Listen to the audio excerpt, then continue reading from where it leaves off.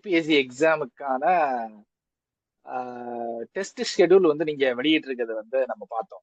அந்த டெஸ்டோடைய மெத்தடாலஜி வந்து எங்களுக்கு ரொம்ப புதுசா இருந்துச்சு. ஸோ நீங்க வந்து அதை எப்படி ஃப்ரேம் பண்ணிருக்கீங்க?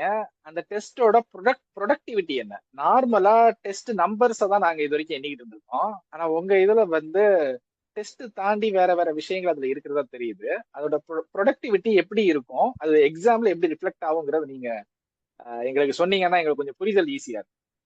ஓகே. சரி, ஆக்சுவலா ஒரு ஸ்டூடெண்ட் வந்து எக்ஸாம் எழுதுறாங்கன்னு வச்சுக்கோங்களேன். அவங்களுக்கு 2 இல்ல 3 நிலையில அவங்களோட ப்ரிப்பரேஷன் இருக்கும். ஒன்று வந்து என்சிஆர்டிஸ் படிப்பாங்க, அதுக்கப்புறம் ஸ்டாண்டர்ட் டெக்ஸ்ட் புக் படிப்பாங்க, அதுக்கப்புறம் பார்த்தீங்கன்னா அவங்க அந்த ஸ்கில் செட்ஸை டெவலப் பண்ணணும். ஸோ என்சிஆர்டி, பேசிக் என்சிஆர்டி, ஸ்டாண்டர்ட் டெக்ஸ்ட் புக்கு, அதுக்கப்புறம் ஸ்கில் செட்ஸ். ஓகே. இதுல ஃபர்ஸ்ட் 2 நிலை வந்து ஒரு ஸ்டூடெண்ட் தானாகவோ இல்லைன்னா ஒரு இன்ஸ்டிடியூஷன் துணையோடய அவங்க வந்து செஞ்சிருவாங்க. இப்ப 3வது நிலையில இருக்கக்கூடியதுதான் இந்த டெஸ்ட் ப்ராக்டிஸ். அதுக்கு வந்து நம்ம ஒரு மென்டரிங் செஷன் கொடுக்குறோம். ஓகே. ஸோ இந்த மென்டரிங் செஷன்ல வந்து என்னன்னா ப்ரிலிம்ஸ் மாஸ்டரி மென்டரிங் செஷன் அப்படின்னு நம்ம கொடுக்குறோம். இதுல கிட்டத்தட்ட ஒரு 4 விதமான கூறுகள் இதுல இருக்கு. ஸோ ஃபர்ஸ்ட் ஒன் என்னன்னா 4 hour லேர்னிங் செஷன் அப்படின்னு கொடுக்குறோம். ஸோ 2வது வந்து we have some strategy sessions. அதுக்கப்புறம் டெஸ்ட் கொடுக்குறோம். அதுதான் நம்ம வந்து அசஸ்மெண்ட்ஸ், ஃபுல் ஃபிளெஜ்டு அசஸ்மெண்ட்ஸ் கொடுக்குறோம். அதுக்கப்புறம் we have discussions. Okay. So இந்த 4 நிலையில நம்ம கொடுக்குறோம். சரி, இப்போ இந்த 4 hour செஷன்னா என்ன அப்படின்னு பார்த்தீங்கன்னா, இப்போ ஒரு ஸ்டூடெண்ட் வந்து ஒரு சப்ஜெக்டை முழுமையா படிக்கிறாங்க. ஆனா படிச்சு முடிக்கும் போது சும்மா நம்ம கேஷுவலா எப்படி சொல்லுவோம்னா, படிக்க படிக்க மறக்குது. ஸோ மறக்க மறக்க படிச்சிருவாங்க. ஓகே. ஸோ இது வந்து கண்டினியூஸ் சைக்கிள் நடந்துட்டே இருக்கிறது. ஆனா இதுல என்ன சிக்கல்னா, எப்படி நான் ரிவைஸ் பண்றது? இப்போ நான் ஏன்னா இப்போ ஒரு 7 சப்ஜெக்ட் படிக்கிறாங்க ப்ரிலிம்ஸ்ல. இந்த 7 சப்ஜெக்ட் படிச்சு முடிச்ச உடனே நான் எப்படி ரிவைஸ் பண்றது? ஸோ என்ன மாதிரி ரிவைஸ் பண்ணணும்? இப்போ ரிவிஷன் அப்படின்னாலே நம்ம என்னன்னா, எடுத்த புக்கை திருப்பி ஃபர்ஸ்ட்ல இருந்து ஒரு டைம் அப்படியே ஒரு ஸ்கிம் த்ரூ பண்றதுதான் ரிவிஷன் அப்படின்னு நினைக்கிறாங்க. ஸோ அப்ப ரிவிஷன்னா என்ன? அது எப்படி பண்றது? ஓகே. அந்த ரிவைஸ் பண்ண ஒரு விஷயத்த நான் எப்படி ரீஇன்ஃபோர்ஸ் பண்றது? தட் இஸ், ஒரு விஷயம் இன்னொரு விஷயத்தோட தொடர்புபடுத்தி அதை எப்படி அந்த நெட்வொர்க்கை ரெடி பண்றது. ஓகே. இது ரீஇன்ஃபோர்ஸ்மெண்ட். அதுக்கப்புறம் அதை ரீடைன் பண்ணணும், தக்க வச்சுக்கணும். எக்ஸாம்ல கேட்கும் போது அதை ரிஃப்ளெக்ட் பண்ணணும். ஓகே. இந்த 4 R தான் நம்ம கான்சன்ட்ரேட் பண்றோம். ஸோ ரிவைஸ் பண்றோம், ரீஇன்ஃபோர்ஸ் பண்றோம், ரீடைன் பண்றோம், ரிஃப்ளெக்ட் பண்றோம். ஓகே. ஸோ இதுக்கு பேசிக் ஸ்ட்ராட்டஜிஸ். ஒரு விஷயம் தெரிஞ்சதுக்கு அப்புறம் எப்படி கன்சாலிடேட் பண்றது? ஹிஸ்டரினா, இந்த ஹிஸ்டரியில டைனாஸ்டிஸ் நிறைய இருக்கு. ஒவ்வொரு டைனாஸ்டியும் சில கிங்ஸ் படிக்கிறோம், சில அட்மினிஸ்ட்ரேட்டிவ் செட்டப் படிக்கணும், அதுல இருக்கக்கூடிய சோஷியோ கல்ச்சரல் ஈவெண்ட்ஸ் படிக்கணும். எப்படி கன்சாலிடேட் பண்றது? அதுதான் நம்ம 4 hour செஷன்ஸ்ல பண்றோம். 2வது ஸ்ட்ராட்டஜிக் செஷன்ஸ். இதுல வந்து என்ன பண்றோம் அப்படின்னா, ஒரு என்னதான் நம்ம படிச்சிருந்தாலும் நம்மளுக்கு வந்து ஒரு ஸ்கில் செட் அப்படின்றது தேவைப்படுது. ரைட்? என்ன ஸ்கில்ஸ் தேவைப்படுது? இப்போ ஒரு என்சிஆர்டிலயோ இல்ல ஒரு டெக்ஸ்ட் புக்லயோ நம்ம படிக்கிறத அப்படியே அதே வெர்பாட்டிமா கேள்வியா வரதில்லை. ஓகே. ஸோ இதுதான் அடிப்படை சிக்கல். அப்போ நம்ம வெர்பாட்டிமா எதிர்பார்க்க முடியாது. இன்னொன்னு, ஒரு 4-5 விஷயம் 4-5 ஏரியால இருக்கும், அதை சேர்த்து வச்சு நம்மளுக்கு கொடுத்துடலாம்.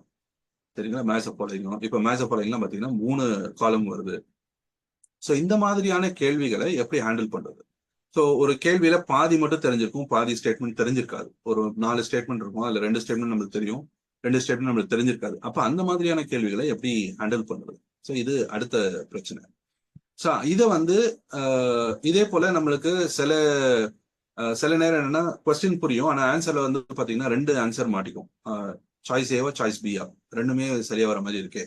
இந்த மாதிரியான சிக்கல்கள் இருக்கும். அப்ப அதுக்கு ஆன ஸ்ட்ராட்டஜிஸ் எப்படி டெவலப் பண்றது? டெக்னிக்ஸ் என்னென்ன இருக்கு, அது எப்படி சால்வ் பண்ணணும், ஒரு கொஸ்டினை எப்படி பார்க்கணும், அதுல எந்தெந்த ஸ்டெப்ல நம்ம ஆன்சரை டிரைவ் பண்ணணும், இது எல்லாமே we call it strategy sessions. Right? அதுக்கப்புறம் வாரத்துல ஒரு நாள் மாஸ்டரி செஷன் இருக்கு. அதுல முழு கொஸ்டின் பேப்பர் உங்களுக்கு கொடுத்துருவாங்க. ஒரு சப்ஜெக்ட்னா, இப்போ ஹிஸ்டரினா ஹிஸ்டரிக்கான 100 கேள்வி இருக்கும். அந்த 100 கேள்வி நீங்க சால்வ் பண்ணுவீங்க. அந்த சால்விங் வந்து நீங்க அடிப்படையா அந்த சப்ஜெக்ட்ல என்னென்ன தெரிஞ்சிருக்கணுமோ அத அடிப்படையில தான் அந்த டெஸ்ட் இருக்கும். So you have that particular mastery sessions. அதுக்கான டெஸ்ட் டிஸ்கஷன் இருக்கும். ஸோ ஒவ்வொரு கேள்வியும் எப்படி நீங்க சால்வ் பண்ணியிருக்கீங்க, அந்த கேள்விகளுக்கான விடைகள் உங்களுக்கு கொடுத்துருவாங்க. அதற்கான விளக்கங்கள் அந்த டெஸ்ட் டிஸ்கஷன்ல உங்களுக்கு கிடைக்கும். ஸோ இது வீக்லி ஒரு சப்ஜெக்ட் நடக்கக்கூடியது. ஸோ ஒவ்வொரு சப்ஜெக்ட்டுக்கும் தனித்தனியா history, geography, environment, economy, polity, science, இது எல்லாத்துக்கும் தனித்தனியா இந்த 4 hour செஷன்ஸ் நடக்கும், ஸ்ட்ராட்டஜிக் செஷன்ஸ் நடக்கும், மாஸ்டரி செஷன் நடக்கும், டெஸ்ட் டிஸ்கஷனும் நடக்கும். இதுல நம்ம சப்ஜெக்ட் வைஸ் முடிச்சதுக்கு அப்புறம் நம்ம ஃபுல் டெஸ்ட் கொடுக்குறோம். ஃபுல் டெஸ்ட் தான் அதான் first assessment test. Assessment test வந்து பாத்தீங்கன்னா நம்ம ப்ரொபோர்ஷன்ஸ் வச்சிருப்போம், டிஃப்ரெண்ட் ப்ரொபோர்ஷன்ஸ்ல. ஏன்னா கேள்விகள் எப்படி வேணா வரலாம். சில நேரம் பாலிட்டியில அதிகமா இருக்கலாம், சில நேரம் ஹிஸ்டரியில கம்மியா இருக்கலாம், கூடுதலா இருக்கலாம். அப்போ அந்த அசஸ்மெண்ட் வந்து different models of question paper உங்களுக்கு கொடுக்கும். அப்போ அதுல ஒரு செட் ஆஃப் அசஸ்மெண்ட்ஸ் நடக்கும்போது உங்களுக்கு ஒரு 5 அசஸ்மெண்ட் வரும்போது உங்களுக்கு வந்து என்ன தெரியும்னா, உங்களோட வேரியடு பெர்ஃபார்மன்ஸ், அதாவது உங்களோட பீக் எப்படி இருக்குன்னு தெரியும், உங்களோட low. So low and peak என்னன்றது தெரிஞ்சிடும். அப்போ ஒரு கொஸ்டின் பேப்பர் ரொம்ப மோசமா இருந்தா எப்படி இருக்கும், ஒரு கொஸ்டின் பேப்பர் ரொம்ப ஈஸியா இருந்தா நம்மளோட ஸ்டாண்டர்ட் அது வந்து அசஸ்மெண்ட்ல தெரியும். அதுக்கப்புறம் model exams. Model exam as usual UPSC எப்படி இருக்கும் அதே போல மாடல் எக்ஸாம்ஸ் வச்சிருவோம். இன் பிட்வீன் இந்த மாடல் எக்ஸாமுக்கு முன்னாடி நம்ம என்ன பண்றோம்னா கரண்ட் அஃபேர்ஸ் வந்து ஸ்டார்ட் பண்றோம். கரண்ட் அஃபேர்ஸ்ல வந்து we try to give consolidated current affairs. Consolidated current affairsனா ஒரு டாபிக் இருக்கும், அந்த டாபிக் கீழே என்னெல்லாம் நடந்தது, ஸ்பேஸ்னா ஸ்பேஸுக்கு கீழே என்னெல்லாம் ஈவென்ட் நடந்தது, அது முக்கியமான ஈவெண்ட்ஸ் மட்டும் we will highlight it so that உங்களுக்கு அந்த ரிவிஷன் ஆஸ்பெக்ட் இருக்கும். ஸோ தட் அந்த ரிவிஷன் வரும்போது உங்களுக்கு ஒரு கன்சாலிடேஷன் உங்களாலையும் ஈஸியா பண்ண முடியும். ஏன்னா நீங்களும் சில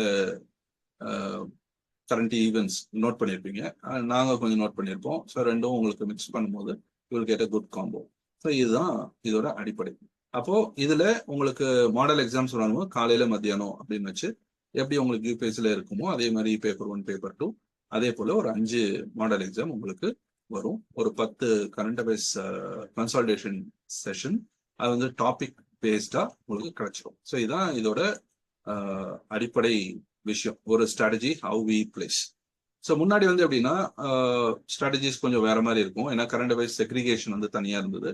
இப்போ ஸ்கில் செட்ஸோடையும் சேர்த்து கொஞ்சம் அந்த ரிவிஷன் அண்ட் ஸ்ட்ரென்தனிங் பார்ட், அந்த சப்ஜெக்டிவ் ஸ்ட்ரென்தனிங்கும் சேர்த்து கொடுக்கறதுனால it is something different what we have tried then the previous years. இதுதான் இதுல இருக்கக்கூடிய டிஃபரன்ஸ். ஜென்ரலா டெஸ்ட் பேட்ச் அப்படிங்கிறது இது வரைக்கும் நாங்க அட்டன் பண்ணதுல புரிஞ்சுக்கிட்டது என்ன அப்படின்னா, நீ அந்த 8 மாசம் 10 மாசம் என்ன படிச்சியோ அதை நீயே செக் பண்ணி பாத்துக்கோ அப்படிங்கிறது தான். ஸோ இப்போ நீங்க பில்ட் பண்ணியிருக்கிற இந்த ஸ்ட்ரக்சர் அப்படிங்கிறது என்ன சொல்ல வருதுன்னா, உங்களோட எஃபிஷியன்சிய இப்ப கூட நாங்க வந்து இன்னும் ஷார்பன் பண்ண முடியும், அதை ஷார்பன் பண்றதுக்கான அந்த ஒரு ஸ்ட்ரக்சர் வந்து நாங்க இப்ப உருவாக்குறோம் அப்படிங்கிறது தான். சரி, இப்போ யூசுவலா என்ன ப்ராப்ளம், யூசுவலா ஸ்டூடெண்டோட என்ன ப்ராப்ளம் அப்படின்னா, நான் படிச்சது போதுமா அப்படின்ற ஒரு கேள்வி இருந்துட்டே இருக்கும். ஓகே, நான் படிச்சுக்கிட்டே இருக்கணும், அதான் லாஸ்ட் மினிட் வரைக்கும், அதாவது எக்ஸாம் நாளைக்குன்னா இன்னைக்கு நைட் வரைக்கும் படிச்சுக்கிட்டே இருப்பாங்க. இதுல அவங்க அடிப்படையில நிறைய விஷயங்கள் புரிஞ்சுக்கணும். இது வந்து there are 2 sets of management. ஒன்னு எக்ஸாம் மேனேஜ் பண்ணணும், இன்னொன்னு வந்து கொஸ்டினை மேனேஜ் பண்ணணும். ஓகே, எக்ஸாம் மேனேஜ்மெண்ட் அப்படின்றது சிலபஸ் மேனேஜ்மெண்ட். சிலபஸ்னா என்ன, உங்களுக்கு சிலபஸே ஆக்சுவலா கிடையாது. ஸோ சிலபஸ் வந்து ஒரு ஃப்ரேம் ஒர்க், இதுல இதெல்லாம் கேட்கலாம் அப்படின்னு ஒரு ஃப்ரேம் ஒர்க். அப்போ அந்த சிலபஸ் வந்து இன்ஃபினிட்டா போயிட்டே இருக்கும், அதுல இஃப்ஸ் அண்ட் பட்ஸ் இருக்கும், கமாஸ் இருக்கும், ஃபுல் ஸ்டாப்பே கிடையாது. அப்போ அந்த சிலபஸை நான் முடிக்கணும் அப்படின்றதே ஒரு மித்து தான். ஸோ கம்ப்ளீஷன் ஆஃப் சிலபஸ் அப்படின்றது ஒரு மித்து. அப்ப அந்த கம்ப்ளீஷன் ஆஃப் சிலபஸ்ன்றது மித்துன்றனால அல்டிமேட்ல what you end up with is, நீங்க கடைசி வரைக்கும் படிச்சுட்டே இருக்கணும், எனக்கு இது முடியல, நான் இன்னும் படிக்க வேண்டியது இருக்கும் அப்படின்ற ஒரு செல்ஃப் டவுட் இருந்துட்டே இருக்கும். அது வந்து தேவையில்லை. ஆக்சுவலா யூபிஎஸ்சியை பொறுத்த வரைக்கும் நீங்க என்ன படிச்சிருக்கீங்க அப்படின்றத விட நீங்க படிச்சதை எந்த அளவுக்கு செயல்படுத்த போறீங்க அப்படின்றதுதான் முக்கியம்.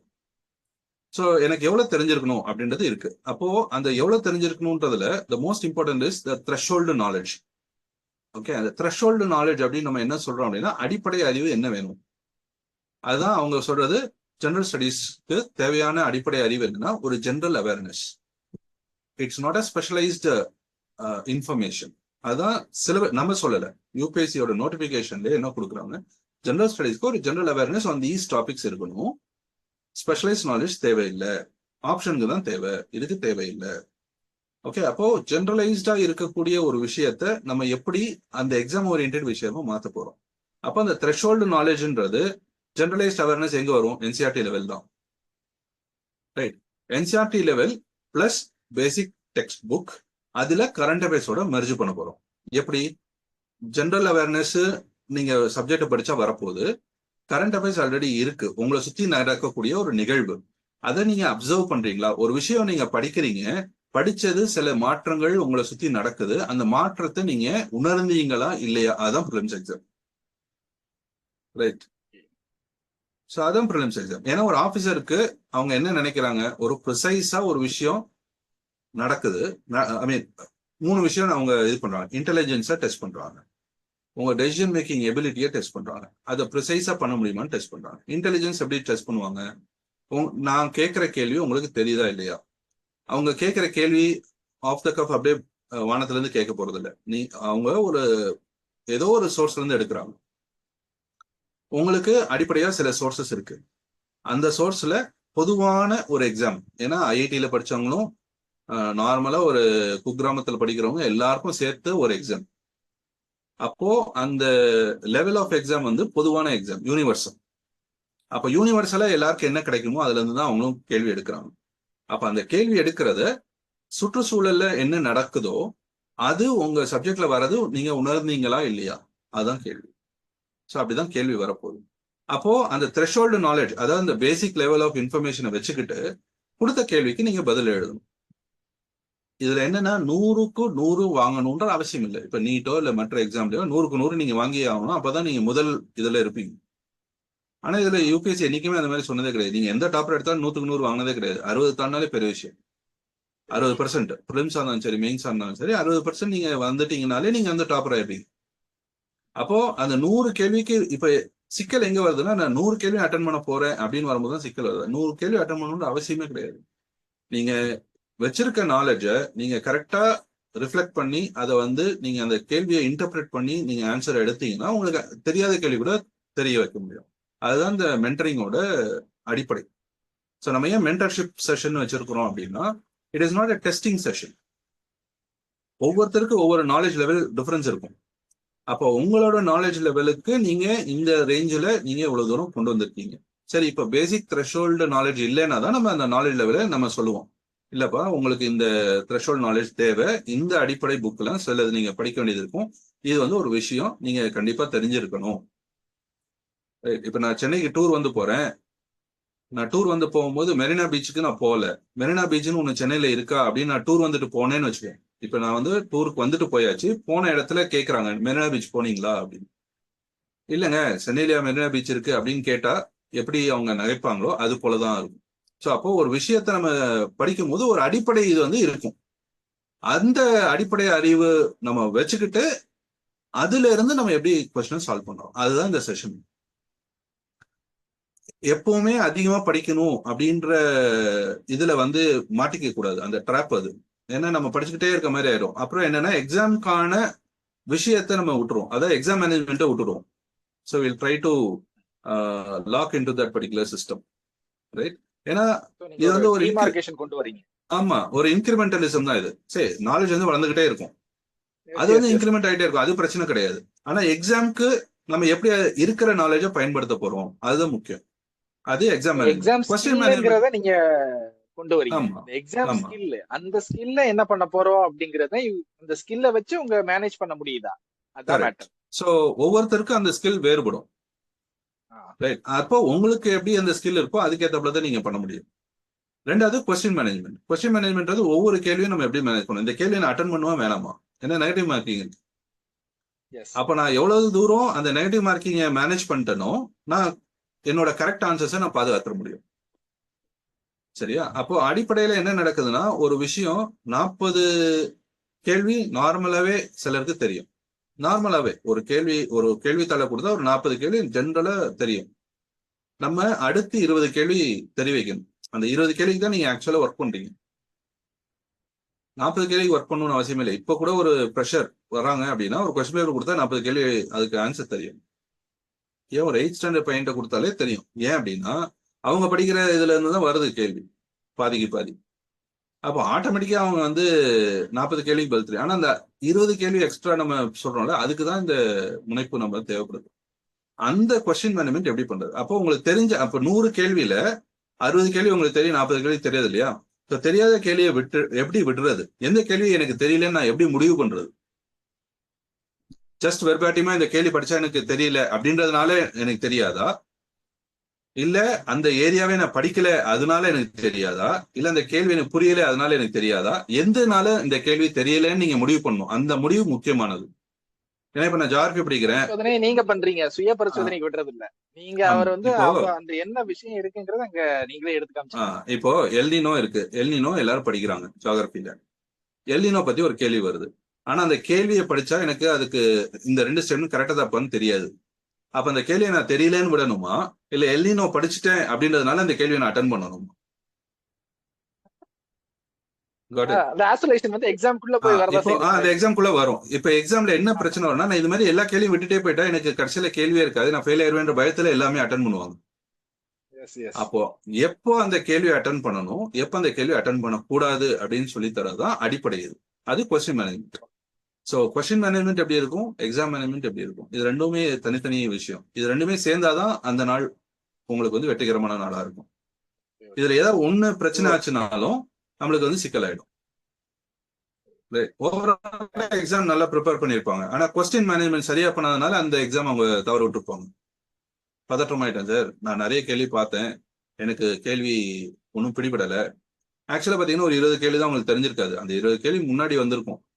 அதனால அவங்க என்ன நினைச்சிருவாங்கன்னா நம்ம கொஸ்டின் பேப்பரே டஃப், அதனால நான் மொத்தமா விட்டுட்டேன் அப்படின்ற மாதிரி ஒரு மனப்பான்மை வந்து அந்த எக்ஸாம் விட்டுடுவாங்க. ஸோ இந்த மாதிரி நிறைய சிக்கல்கள் இருக்கு. கொஸ்டின் ஹேண்ட்லிங், எக்ஸாம் ஹேண்ட்லிங், இதுதான் actual mentorship what we try to do. Thank you sir.